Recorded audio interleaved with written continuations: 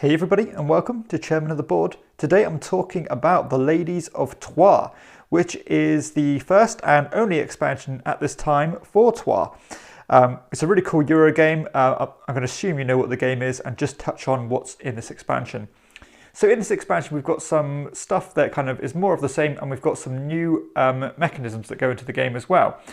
So first off, let's get to the boring stuff out of the way. We've got some bits and bobs here. We've got some more money. We've got some more points, some general kind of neutral workers, a couple of black dice, but we also get some purple dice.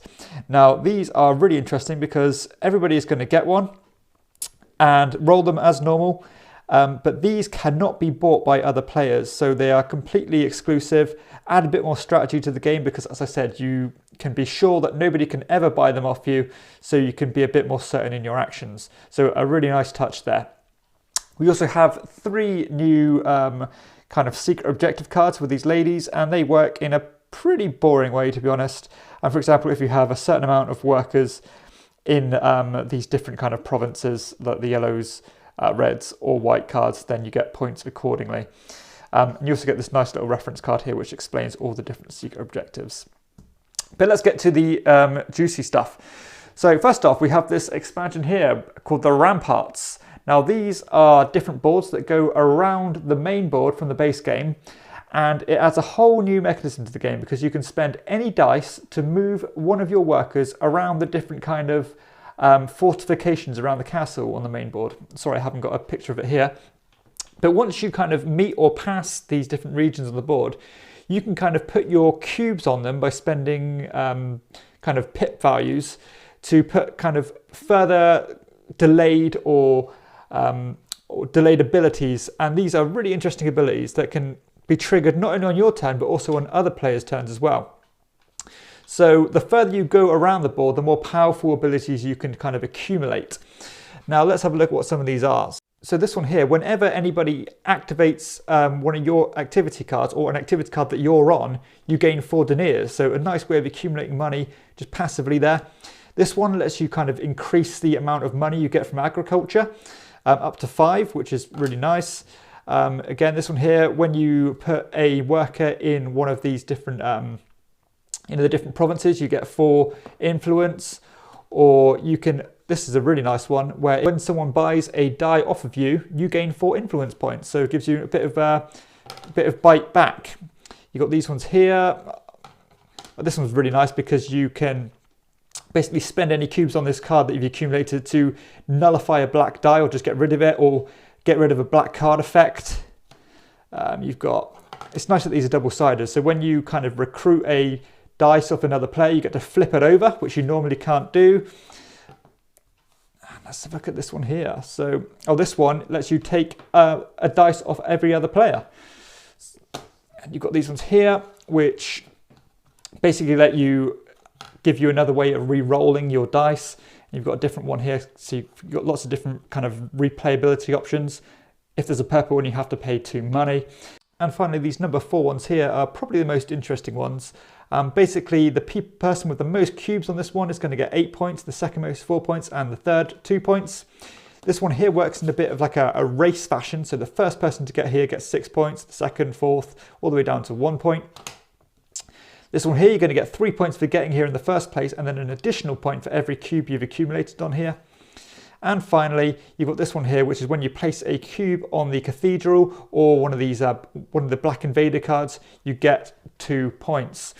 So these are really cool touch, something else to do with your dice. You've also got 6 new event cards. So you've got the Harsh Winter here, which gets rid of one of your kind of cubes on one of the delayed abilities. You've got the Wolves, which is a simple black dice one. You've got Possession, which acts in this kind of kidnapping style of way, where you have to give up one of your workers until you place a cube on it, then you get it back. You've got the Monks here, which basically take the space on one of the activity cards, basically by placing a neutral worker on there. You've got the Chief Outlaw, which adds 3 to the value of each black dice in the event stage. So that's quite a nasty one, that one. And finally, you've got Uprising, which means you basically roll one of the black die, and depending on where you land, you basically add a neutral worker to your hand and shuffle them all up and place them randomly on the different locations. So these are quite dynamic and quite cool. But quite probably my favourite part about this expansion is the sheer amount of new activity cards that are involved. So basically you're doubling the amount of each colour you're going to have in your kind of setup ability to add so much replayability here. Now, I'm not going to go through every one, but I'm going to pick out some of my favourites. Some of the cards are going to have this cool like split ability, where first off you're going to divide your dice normally into cubes, but from then on you can spend those cubes to turn them into other things. So such as this lumberjack, you're going to basically put the cubes on here as a delayed effect, and then later you can spend those cubes to turn them into money, as if you're chopping the wood down and then turning that wood into deniers. Some of the red cards are absolutely fantastic. Like this one here, for example, you can basically, or the scout I should say, you should spend your red dice, divide it by 8, and then you can spend 1 denier to add 1 cube on every black card, or for each black card you want to in the card row. So as if he's scouting the different kind of threats and dealing with them accordingly. I really like this card.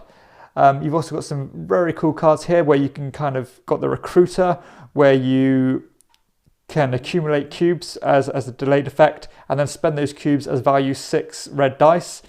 You've got the catapult here, which works a bit like the scout in the fact that it's got 2 different abilities where you're accumulating cubes, then you can spend those cubes to add 2 cubes over the black event cards. You've got executioner, which can divide your red dice, and basically you get 1 influence plus 1 influence from the person with the most influence, so you are stealing influence from other people. You've got Princess here, where you're basically trying to win her favour by whoever's got the most influence on her gets 6 victory points at the end of the game. So a nice brutal area control effect there. You've got turn money into into points. And some of the yellow abilities as well are equally as interesting, such as getting coins for each brick you've built in the monastery. That's in terms of the bishop. You've got the Chief Templar, where you can buy red dice of other players for only 2 money, which is really cool. It can be quite an efficient cost-effective way of playing. The Master Builder, which lets you put a cube on a level of a temple, and you can even build like a 4th level to further increase your kind of influence. And if that 4th level is built and other players don't contribute it, they're going to still suffer the -2 point effect as in the base game. And yeah, that's just some of the cards that are appearing. Something I want to mention as well is this Hermit card, which is probably my favourite of the bunch, where basically each cube on there is going to be worth 9 points -1 for each cube that's on there. So you want to be the only person on there with as few cubes as possible, because the more people who jump in there is going to be worth less and less and less, which I thought was quite thematic and quite good fun. So yeah, this adds so much replayability to the base game, and I think these are even more interesting than the base game ones, and just add a lot more flavour, and mixing them together is going to be so much fun, and basically the replayability factor is going to be off the wall now.